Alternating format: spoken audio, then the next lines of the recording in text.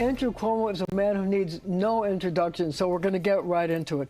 I want to ask you this. You've been campaigning for a very long time. What issue do you think that New Yorkers care about more than any other? Good question. I think there's a constellation of issues. I think they would talk about the affordability. They would talk about crime. They would talk about public education. But what's the most important thing? I think the most important thing is they feel the city is headed in the wrong direction. Aha. There's a sense of chaos. The city's out of control. The city's in decline. I'm frustrated. I'm anxious about the city. I'm anxious about my life. I'm anxious about the public education system. I'm worried about New York. And that's how I feel also, by the way. So if you're worried about New York and you feel that tension when you talk to other people, when you talk to them, how do you deal with it? I mean, for example, New York City's image has taken a blow. I think, you know, with the constant attack from the president and campaigns tell people things are awful, they're dangerous, you can't walk on the streets, oh my God, you're going to die. So what could you do to restore that? And would you become the city's cheerleader if you got elected, and how would you become the cheerleader? Yeah. Restore the swagger. Yeah. Well, the cheerleader, I believe in New York, right? And we've seen the ups and downs. We know the roller coaster that can be New York City, right? So, yeah, we have problems. There's no doubt about it. Yeah, we have a president in Washington who poses a real threat. But we can handle this. We have been through worse. We are resilient, tough people. We are New Yorkers. We are a special breed. And government can actually work. I know it can. I've been part of a government that works. So how do you change this ethos? How do you get rid of the anxiety? Because you admit that you feel it living in the city. How do you get rid of it? You get rid of it by actually making a difference and showing progress. I don't think any politician... It's promises. Everybody promises. Yes, but that's the problem. Everybody promises and nothing happens. And then that adds to the skepticism and cynicism. You're going to make it happen? Because I have made it happen when I was governor. I have made it happen when I was HUD secretary. I have made it happen when I was attorney general. And I will make it happen as mayor. We will hire 5,000 more police, and you will see them on the street. And we'll have 1,500 cops in the subways, and you will see them, and you will feel safer when you see that. Speak to the disenfranchised voters in New York, and there are a lot of them, and tell them what wonderful thing has government done in the last 10 years that will have improved their life in some way that they should feel positive about. Oh, let me speak. It's from the state side. We passed the highest minimum wage in the United States of America. We passed the best paid family leave program in the United States of America. It was this state that passed marriage equality, changed the entire conversation, created a civil right. Go look at LaGuardia Airport, went from the worst to the best in the United States. Go look at the Kosciuszko Bridge, the Mario Cuomo Bridge, the 2nd Avenue subway. Go look at the Long Island Railroad track, an entirely new track run. Of course we can do things. This is New York. But see, you've done all these things, and people still feel anxious. People are still worried. They're worried about whether they can afford to live here. They're worried about the rent. They're worried about whether their kids are going to get a good education. How can you change that? How can you make them say, I'm not anxious anymore? You're right. Everything I talked about, they'll say, well, that was yesterday, right? Because we're New Yorkers, and that was yesterday. What are you going to do for me today? And right away, first 100 days in office, 5,000 new police officers, 1,500 in the subway.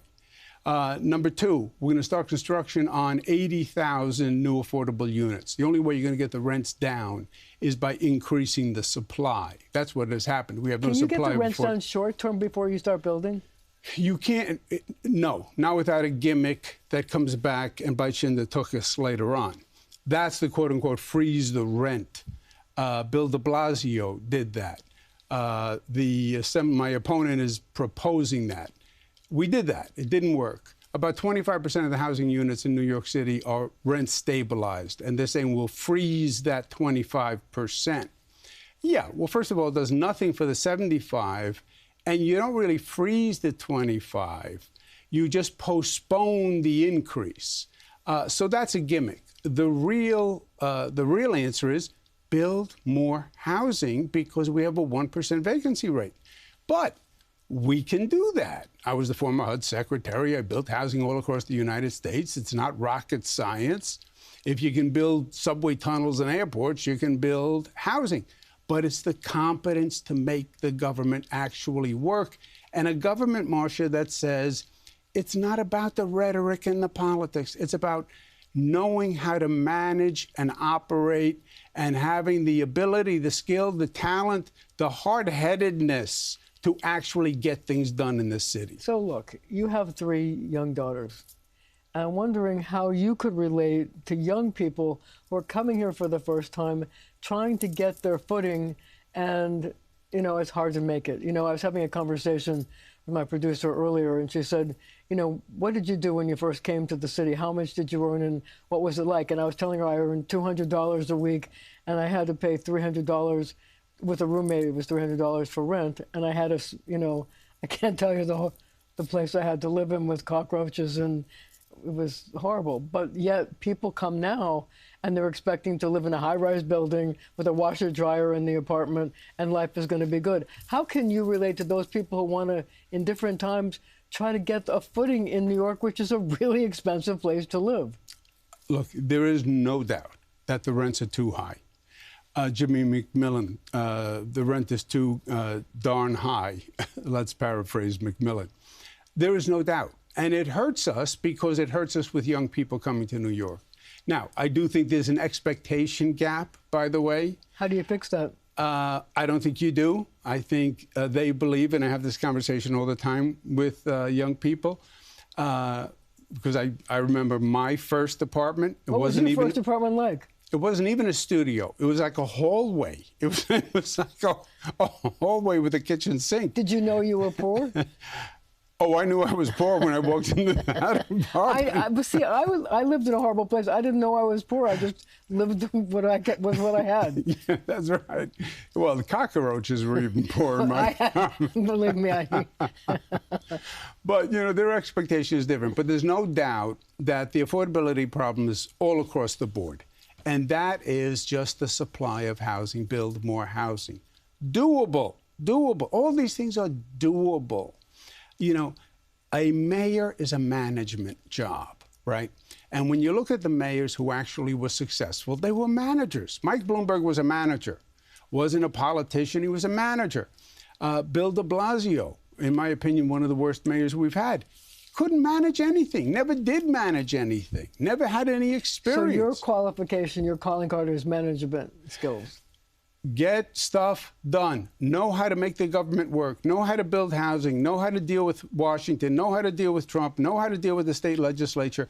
Fix my city. Get it done. Stop talking. No more this. Make things happen. All right, let me ask you this. I want you to rate yourself on a scale of 1 to 10 on the following things. First of all, likability, 1 to 10.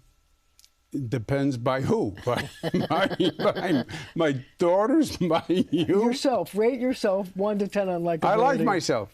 So you give yourself a? I give myself a 9. Today, I'm not so happy with myself. What about your personality, 1 to 10? 8.5. What about ability to compromise? 1 to 10. 1 to 10? 11. Oh, my God. There are people out there that are screaming. Okay. I know they're throwing things at the TV right now. Experience, 1 to 10. 12. Okay. Energy. 12. 12? 12. Okay. Diligence. 10. 10? 10. You only give yourself a 10? Yeah, because look, sometimes you have to make a decision, right? Well, I need more time, I need more intelligence, I need more facts. Sometimes indecision is a decision, right? And when you're an executive, you have to make the decision today with what you know today. Postponement, Marcia, that is a decision to postpone a decision. And a lot of executives make that mistake. I'll decide. Not you. No, I know when it is time to decide, you have to decide based on the information you have. And you do it. And on that note, we're going to leave it right there for now. But we will be right back with more of Andrew Cuomo.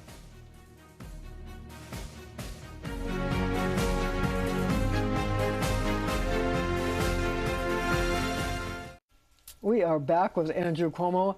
I want to talk to you about affordability, but one of the things people complain a lot about is the high cost of gas and electricity. Is there anything that a mayor can do to try to bring those costs down? Because in a sense, that makes an apartment more affordable.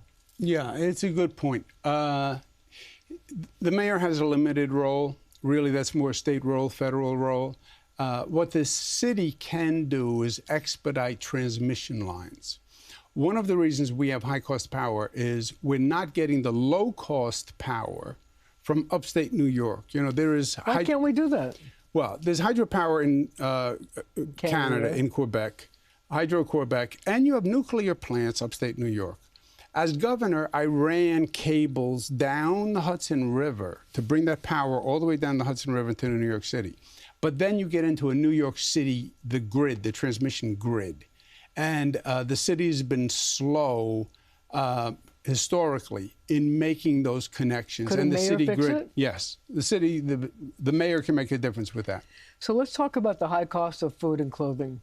Have you ever thought about the idea as a mayor of having the city council pass a tax holiday so people could, you know, not pay taxes during certain times of the year to try to get things down? Yeah, tax holidays, we've done that. It has worked. But the costs are so high, Marcia, that just a few tax holidays isn't going to make a difference in some ways. But yet, mentally, people are going to feel better about it because they feel that they're getting something back. But I wonder if you can do things like property tax reform, which may be able to bring down actually the cost of housing if you could fix the inequitable rates of property taxes. Well, first of all, 100%. New York State is just too expensive. New York City is too expensive. As governor, I cut taxes for middle class. I cut the estate tax. I cut the corporate tax. And I passed something called the property tax cap for homeowners, which I want to pass in New York City, where your taxes are limited to no more than 2% growth per year, because homeowners are getting crushed. That would make a major difference. But you need state approval to do that, right? I passed it in the state. It exists all over the state. But not New York City? But not New York City. How come? Because the mayor wouldn't accept it in New York City. And as mayor, I will pass the 2% property tax cap, which is a major boon for homeowners. You know, all of this is by way of saying you think you could do a better job than either of your two opponents, Curtis Lee or Zohran Mamdani. But I wonder if you feel you could do the same better job in terms of teachers and education. You know, class size is going to have to be reduced by state law, and the city's going to need as much as 12,000 new teachers. How are you going to get them? Look, public education, we are losing young families in this city. Enrollment is way down. Young families leave because Why? when the child has to go to school, they move to the suburbs or they move to Jersey because they're going to have a better education. We have to improve our public education system. First, I would continue mayoral control. My opponent would give up mayoral control. Mayoral control was the best reform in 40 years, right? We did it here first with Mayor Bloomberg. But somebody's accountable. You want to be... But how do you get more people to teach? You have to reduce class size. You need more teachers. You need more teachers.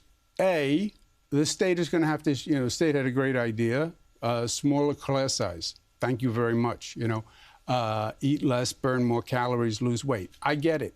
But smaller class size is expensive because we have to hire more teachers. It could be $1 billion extra. So we need financial assistance. And then you can hire more teachers. You may have to pay more, like police, by the way. We're going to have to increase the starting salary because you can't hire cops. Do you have to give them some sweeteners? Do you have to give them tuition help? Do you have to give them bonuses? How do you do it? You can do it with police. I would give them an incentive to start, an incentive after year one. Teachers, I would sit down with the union and figure out what incentive package works. Is it a salary increase? Is it a bonus for performance, a bonus at the end of the first year, continuing education credit, college credit? Would you keep the present chancellor? I would review all the positions.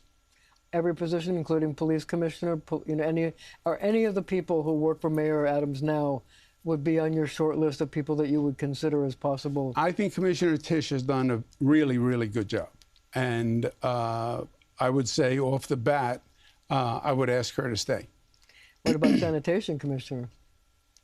You know, I haven't spent enough time with the other commissioners, or I'm not as familiar with their record, but I think the police commissioner's done a very good job. So there's been a lot of talk about the Jewish vote.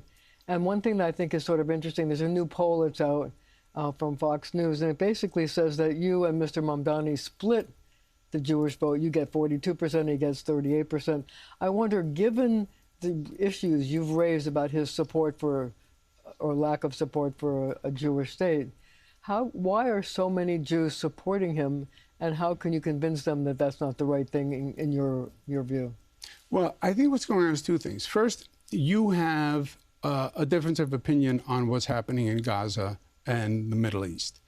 And you have people on both sides of that issue, Jewish people on both sides of that issue. And I think that's part of what you're seeing. Yes, I'm pro-Israel. But you also have anti-Semitism in New York, where you have the highest rate of anti-Semitic incidents in New York City. Largest Jewish population outside of Israel. And that is reprehensible. I mean, you have Jewish families who don't feel safe in New York. So why are they supporting Mamdani? Well, I do believe on the Middle East issue and how Israel has been dealing with Gaza, I think there's a division. And the assemblyman is very much pro-Gaza. But Jewish New Yorkers are supporting him. Well, I think there are Jewish New Yorkers who disagree with how Israel has handled the Gaza situation. So do you think, there was a whole discussion during the debate, do you think he's anti-Semitic? I don't. We've had this conversation on different contexts. Are you a racist? Are you anti-Semitic? Who knows? You have to look into somebody's soul. Has he taken positions that have inflamed the Jewish community, that are apparently anti-Semitic? Yes, he has. When you won't condemn, globalize the Intifada, just think about that. Globalize the Intifada means kill the Jews, okay?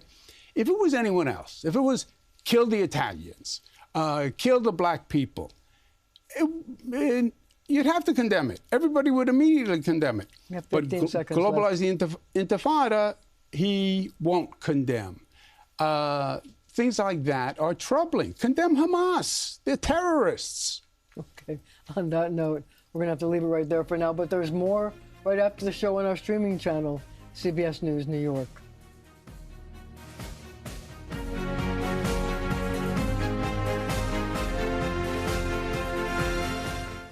We are back with Andrew Cuomo. I wanted to ask you a couple more questions before we get to some viewer questions. And that is this. Mr. Mamdani refused to endorse Governor Hochul for re-election, which surprised a lot of people since she endorsed him for the mayor's race. What do you make of that? Marcia, you have political turmoil right now. What's really going on is you have a civil war in the Democratic Party. You have an extreme left, the Democratic Socialists of America. That's Bernie Sanders, that's AOC, that's Mamdani. And then you have the traditional Democrats, and I'm a traditional Democrat. My father was a Democrat. I worked for Bill Clinton as HUD secretary, et cetera. The DSA scares moderate Democrats. They're very strong in a primary. Primaries are smaller turnout. They're very active. They're the energetic part of the party. And politicians are making a decision.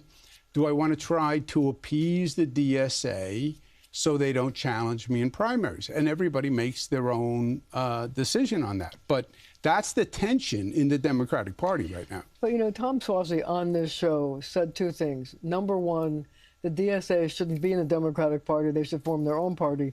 But he also said that Democrats are not talking about the things people care about.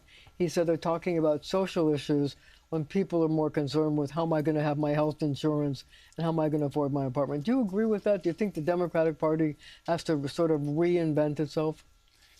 Yeah, I think the DSA is actually becoming more powerful because the Democratic Party has gotten weaker.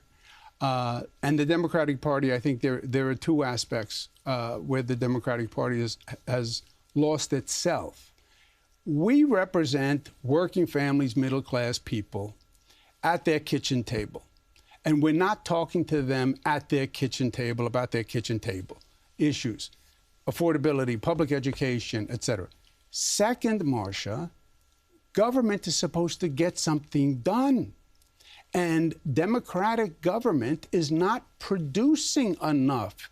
Make a difference in my life. Senator Ted Kennedy, God rest his soul, said to me once when I was a young fellow, I'll never forget, on Election Day, they have to have one thing in their mind when they walk into the voting booth that they know you did that improved their life, right? Government is supposed to improve their life. I built a new school and your child goes there, right? I built new roads. I raised your minimum wage. I got new jobs to come back to New York and you got one. I lowered your property taxes. Produce.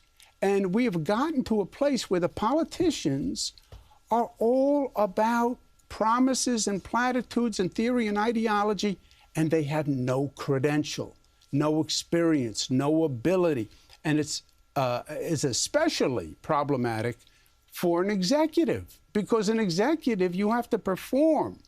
You want to be a legislator, God bless you. Talk, vote, don't vote. If you're an executive, you're a mayor, you're a governor, things have to happen every day, and you have to know how to execute. And the Democrats have lost that art of governance, the capacity to govern and make a difference. And that's why I say things like LaGuardia Airport. You walk in there, yes, it's a nice airport, but it also says to you, wow, government actually did something. And it looks nice, you know, and it was on time and it was on budget. That's what people expect. So having said that, obviously you've pointed to the fact that you think you have experience and your opponents do not. But the thing that seems to be the attraction to Zohran Mamdani is his youthfulness, his exuberance, his positivity. So I wonder, do you have a message of joy, hope, optimism, or anything like that that could excite voters the way they're excited by something new and bright?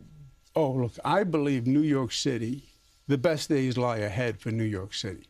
I think we can regain our position as the best city on the globe. We just have to clean up our own house. We're not talking about any serious problems here, right? Hire more cops, build more affordable housing, clean up the streets, make the subway safe, and start bringing businesses back to New York. And look at our competition, LA, Chicago, London. They have really deep problems. I think we can make New York shine like it has never shined before. But we have to have the wisdom to admit the issues and the ability to actually make change. That's what it comes down to. Okay, so we're going to go to viewer questions. Viewers do have questions, and we told them we're going to get answers. So Beth from the Upper West Side is focused on education. Take a listen. What are you going to do for the public school system? Every election year I hear promises and very little happens. And public education is so important. The students are important. The teachers are important. It's time that really something happened. So Beth wants to know, what are you going to do for public education?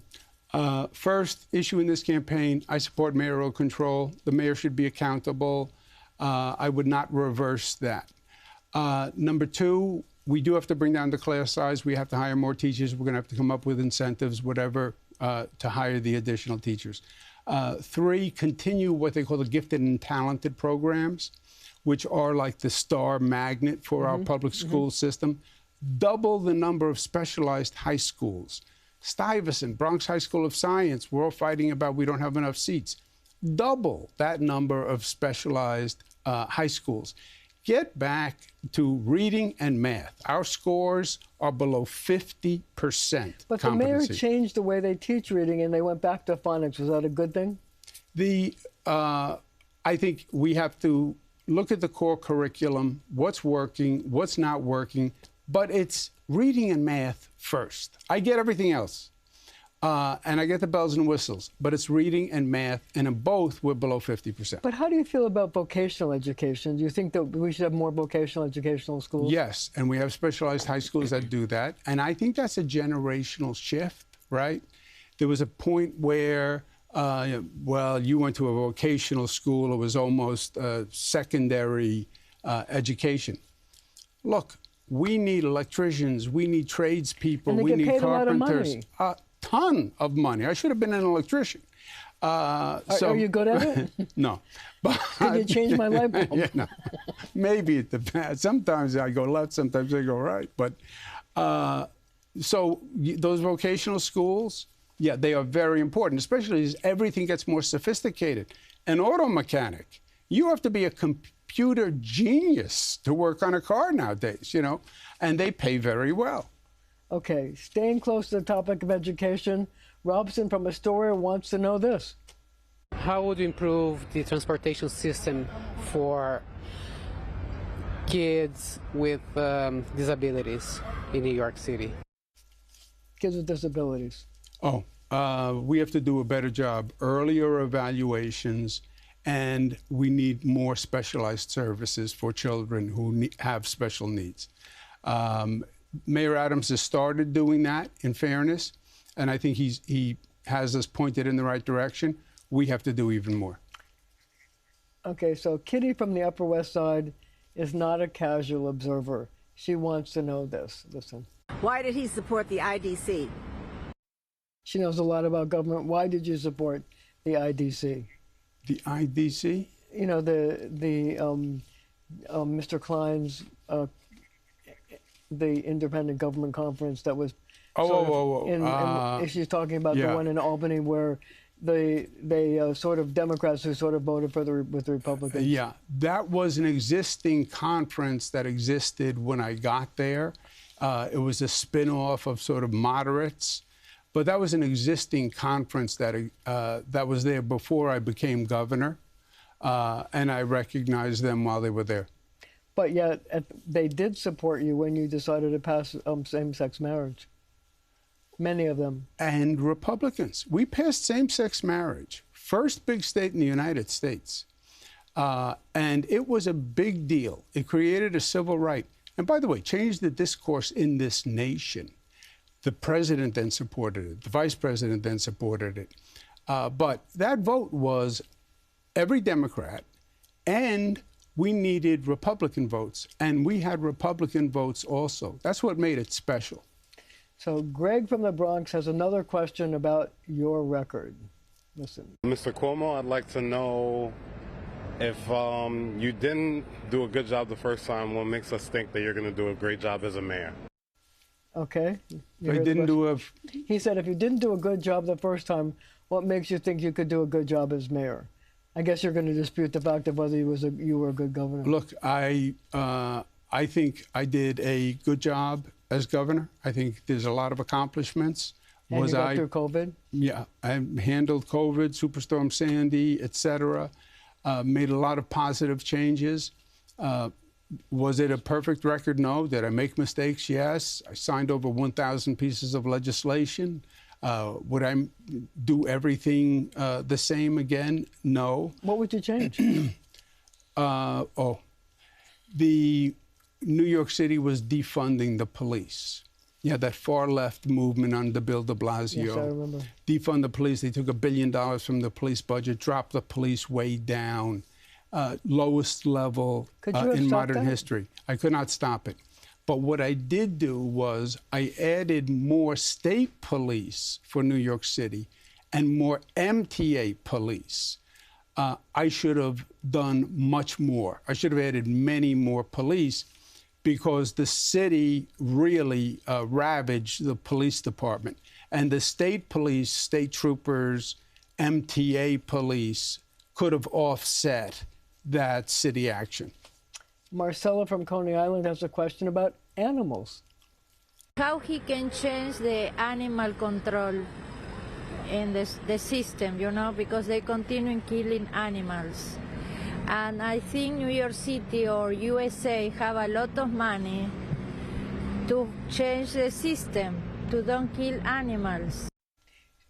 She wants to make sure there's no kill shelters in animals. I agree with that. There's no reason for it. There are plenty of New Yorkers who would like to rescue an animal, and I believe in no-kill shelters. So how do you get people to do that? I mean, you know, there's a lot of animals, and there's a lot of people. I think you'd be surprised. I think we should work at it. We should publicize it. But I think we could do it.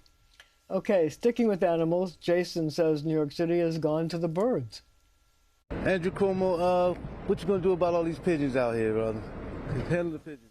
What are you going to do about all the pigeons? Stop feeding the pigeons. I don't know, Middle. I have no pigeon plan. We finally have a thing that you don't have a plan for. Yeah, I have no plan for no pigeons. Okay, this one you're going to love. Zoran from Astoria wants to know. When was the last time you were on a picket line? When was the last time? You were on a picket line. I was on a picket line. Last one was with the Local 3 or CWA. So Bob from Harlem remembers the good times. Let's listen. I would like to know how you're going to bring back the city like it was in the 60s and the 70s. Wants to know when you can get the city back to where it was in the 60s and 70s. If you even remember, you were like 2. Yeah, yeah, thank you. Math a little bit on the side, but thank you. Look, we're going to get back. I believe we get back to a higher point than we were, even in the 60s and the 70s. We are poised for success. We are poised. People all over the globe still want to come here. We get the best talent, Marcia, from everywhere. Businesses come when you have the talent. And you have this whole now tech sector burgeoning and AI. I think that's all a possibility for us. Again, just open your arms, clean up your city, affordable housing, make it safe, and say to business, we've changed our attitude. I get that crazy left, what they did in New York City. They stopped the Amazon deal, broke my heart, cost 25,000 jobs because business is bad, business is bad. Business is not bad. That's how you create a job. That's how you create opportunity. We want you here. We want you to be our partner. They will come. The talent will come. New York will soar.